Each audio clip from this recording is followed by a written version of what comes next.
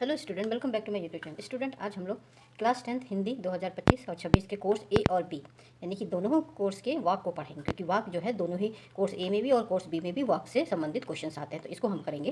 पहला क्वेश्चन है हमारा, रचना के आधार पर वाक रूपांतर पर आधारित 5 प्रश्नों में से किन्हीं 4 प्रश्नों के उत्तर लिखे, यानी कि 5 में से आपको 4 ही प्रश्न के उत्तर देने हैं। पहला है हमारा, वह मीरो सचेत होकर घर की ओर दौड़ी।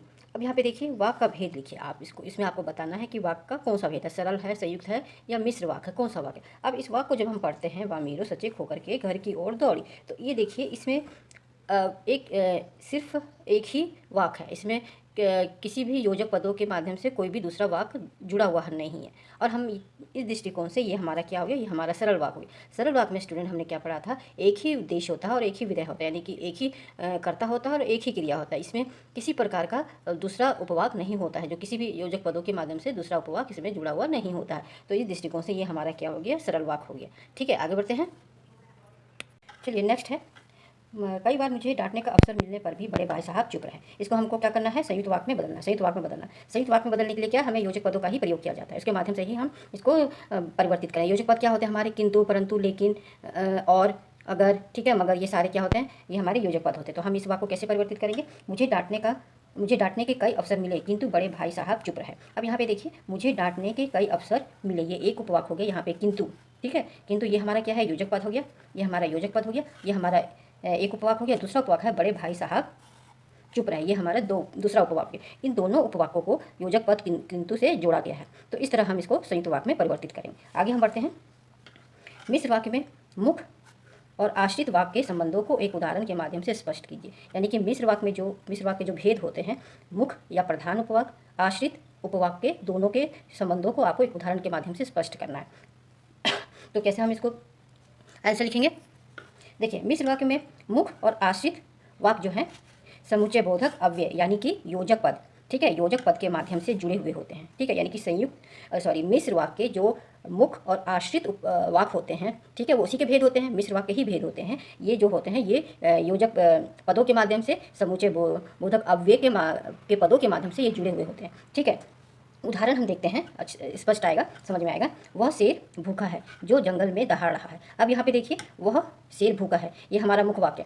मैंने आपको इस उपवाक से संबंधित एक वीडियो दिया है, उसमें पूरा डिटेल दिया है कि हम मुख्य वाक्य को और आश्रित उपवाक को कैसे समझेंगे, कैसे पहचानेंगे। ठीक है, फिर भी मैं यहाँ पे थोड़ा सा संक्षेप में आपको बता दे रही हूँ। अब यहाँ देखिए, जो मुख्य वाक्य उपवाक होता है उसमें किसी भी तरह का जो हमने एक फॉर्मूला पढ़ा था, ज की यदि, ठीक है, ये फॉर्मूला हमने मिश्र वाक्य में पढ़ा था। ठीक है, मिश्र वाक्य को पहचानने में इस फॉर्मूला का इस्तेमाल हमने किया था। तो इसी फॉर्मूले का प्रयोग करके हम दोनों उपवाकों को, यानी कि प्रधान उपवाक और आश्रित उपवाक दोनों को समझेंगे। अब यहाँ पे देखिए, इसमें तो जा वाले सारे रूप आते हैं, मैंने बताया, जो, जिसे, जिसका, जिसकी, जिनके, जिन्हें, जिसका, जैसे ही, ज्यों ही, जब जब, जहाँ जहाँ, ये जितने ज वाले रूप होते हैं सब आपके ज में आते हैं। अकी में आपके आते हैं कि, क्योंकि, ताकि, ये आते हैं। और इसमें आते हैं यदि वाले में आपके आते हैं यदि डैश डैश तो, अगर डैश डैश तो, यद्यपि डैश डैश तो, जबकि डैश डैश डैश, फिर भी। इस तरह जुड़े वाले शब्द आते हैं। यानी कि किसी न किसी रूप में ये वाले जितने भी ज की यदि वाला जो फॉर्मूला है, इसमें जितने भी रूप आते हैं वो उसमें होते हैं। ठीक है,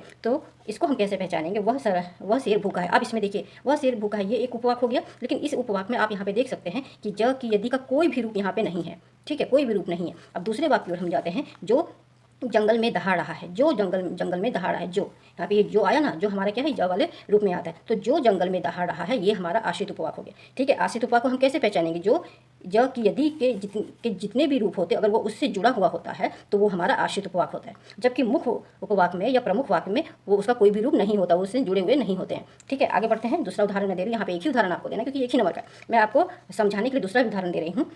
उसने आज शरारत नहीं की क्योंकि उसे कल बहुत डांट पड़ी थी। अब यहाँ पे देखिए, बीच में क्या आ रहा है, क्योंकि उसे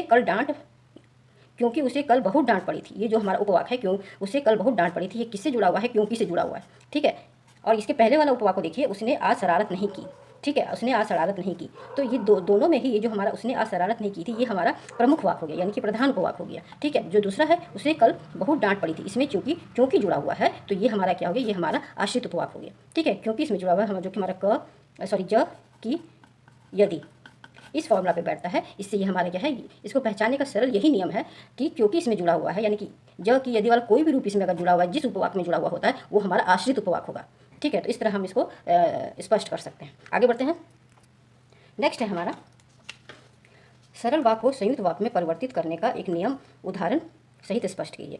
ये इस तरह के क्वेश्चन जो है वो कोर्स बी में आते हैं, ठीक है। और इससे पहला वाला जो भी है था वो भी कोर्स बी में उसी तरह के क्वेश्चन पूछे जाते हैं, तो कोर्स बी वाले बच्चे अच्छे से ध्यान से लिखें। इसमें आपको क्या पूछा जा रहा है कि सरल वाक्य को संयुक्त वाक्य में बदलते समय, परिवर्तित करते समय करने का एक नियम उदाहरण के सहित स्पष्ट कीजिए, ठीक है। आपको नियम बताना है, उसमें भी आपको उदाहरण के द्वारा स्पष्ट करना है, क्योंकि ये एक ही नंबर का है तो आप एक ही उदाहरण से स्पष्ट करेंगे, ठीक है। इसमें क्या होता है, सरल वाक्य को जोड़कर स्वतंत्र उपवाक्य बनाए जाते हैं, तोड़कर, सरल वाक्य को तोड़कर, यानी कि जो सरल वाक्य होते हैं उसको ऐसे तोड़ा जाता है जिससे कि वो स्वतंत्र रूप से दो अलग उपवाक्य बन जाए, ठीक है। उदाहरण देखिए, उदाहरण है, उनके दिल्ली में बीमार होने का पता ही नहीं चला। ये एकदम क्या हो गया, ये आपका एकदम सरल वाक्य हो गया कि उनके दिल्ली में बीमार होने का पता ही नहीं चला। एक ही क्रिया है, एक ही करता है, ठीक है।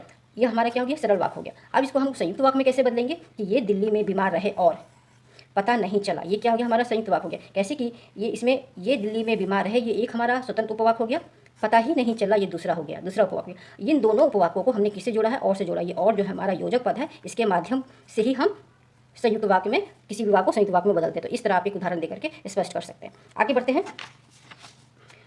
वामीरो ने तातर को देखा और फूटकर रोने लगी। अब इसमें क्या करना है, वाक्य का भेद बताते हुए कारण स्पष्ट कीजिए। इसमें भी आपको वाक्य का भेद बताना है, उसके कारण को भी स्पष्ट करना है, ठीक है। तो ये हमारा जो वाक्य है ये हमारा संयुक्त वाक्य। कैसे संयुक्त वाक्य है कि दो हमारे उपवाक्य है, वामीरो ने तातर को देखा और देखिए यहाँ पे और योजक पद जुड़ा हुआ है, फूटकर रोने लगी, ये हमारा दूसरा उपवाक्य। दोनों उपवाक्य और से जुड़ा हुआ है, ये योजक पद से जुड़ा हुआ है, तो ये हमारा क्या हो गया, ये हमारा संयुक्त वाक्य हो गया। अब इसको हम कारण भी स्पष्ट करना है, तो इसमें हम क्या लिखेंगे, क्योंकि इस वाक्य में दो स्वतंत्र उपवाक्य और योजक पद से जुड़ा हुआ है, ठीक है। यही आप कारण लिख देंगे, ठीक है, कि दो स्वतंत्र उपवाक्य और योजक पद से जुड़ा हुआ है, कारण स्पष्ट हो गया। तो इस तरह हम इसका उत्तर लिखेंगे।